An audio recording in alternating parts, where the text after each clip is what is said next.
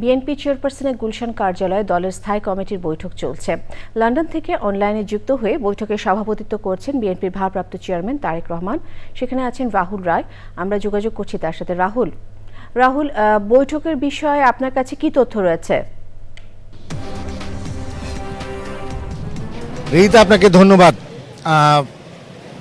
আসলে আমি এর আগে যে রিপোর্টটি অন এয়ার হলো আমাদের সহকর্মী মোস্তফা মল্লিকের, সেই রিপোর্টটির রেশ ধরেই যদি বলি যে সেখানে আইন উপদেষ্টা বলেছেন যে গণভোট নিয়ে দুটি রাজনৈতিক দল বিএনপি এবং জামাত বিপরীত অবস্থানে রয়েছে। বিএনপি বলছে যে জাতীয় নির্বাচনের দিনই গণভোট হতে হবে, অন্যদিকে জাতীয় নির্বাচনের আগেই গণভোটের দাবি করছে জামাত। সেটি নিয়ে আইন উপদেষ্টা বলেছেন যে আগামী 7 দিনের সময় দিয়েছেন যে রাজনৈতিক দলগুলো ঐক্যমতে পৌঁছাবে।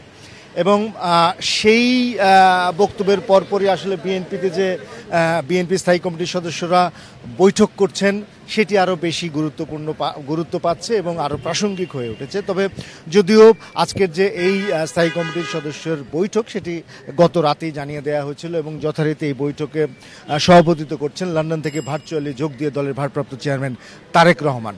স্বাভাবিকভাবেই গণমাধ্যম থেকে শুরু করে অন্যান্যদেরও মনোযোগ রয়েছে যে আসলে আইন উপদেষ্টার এই বক্তব্যের পরে কি প্রতিক্রিয়া দেয় বিএনপি, যে রাজনৈতিক দলগুলোকে আলোচনার আহ্বান জানিয়েছেন।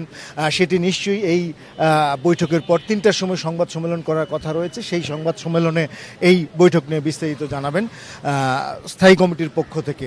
তবে আরও একটি ইস্যু রয়েছে, সেটি হয়েছে যে আমরা দেখেছি যে বিএনপির যারা মনোনয়ন প্রত্যাশী তারা কিন্তু এই গুলশান কার্যালয়ে বেশ কিছুদিন সাক্ষাৎকার দিয়েছেন, তাদের সঙ্গে আলোচনা করেছেন দলের ভারপ্রাপ্ত চেয়ারম্যান তারেক রহমান এবং দলের মহাসচিব মির্জা ফখরুল ইসলাম আলমগীর সহ সিনিয়র নেতারা। এবং বেশ কিছুদিন ধরে গণমাধ্যমে খবর আসছে, এমনকি যারা মনোনয়ন প্রত্যাশী কিংবা অন্যান্যদের মধ্যে একটা আগ্রহ রয়েছে যে বিএনপি আসলে মনোনয়ন নিয়ে কী করতে যাচ্ছে। যেমন গণমাধ্যমে কিছু খবর এসেছে এবং কেউ কেউ এমনটাও বলছে যে আজকে 200 জন প্রার্থীর নাম ঘোষণাও হতে পারে। তবে সব কিছু মিলিয়ে আসলে আজকের এই যে স্থায়ী কমিটির বৈঠক সেটি খুবই গুরুত্ব বহন করছে, বিশেষ করে গণভোটের জন্য রাজনৈতিক দলগুলোকে যে আলোচনা করার আহ্বান জানানো হয়েছে উপদেষ্টা মণ্ডলীর পক্ষ থেকে, সেটি নিয়ে বিএনপি কি প্রতিক্রিয়া দেয় সেটি আসলে জনমনে কৌতূহল রয়েছে। আমরা অপেক্ষা করছি 3টার সময় সংবাদ সম্মেলনে বিএনপি কি প্রতিক্রিয়া দেয়। রাহুল, ধন্যবাদ আপনাকে।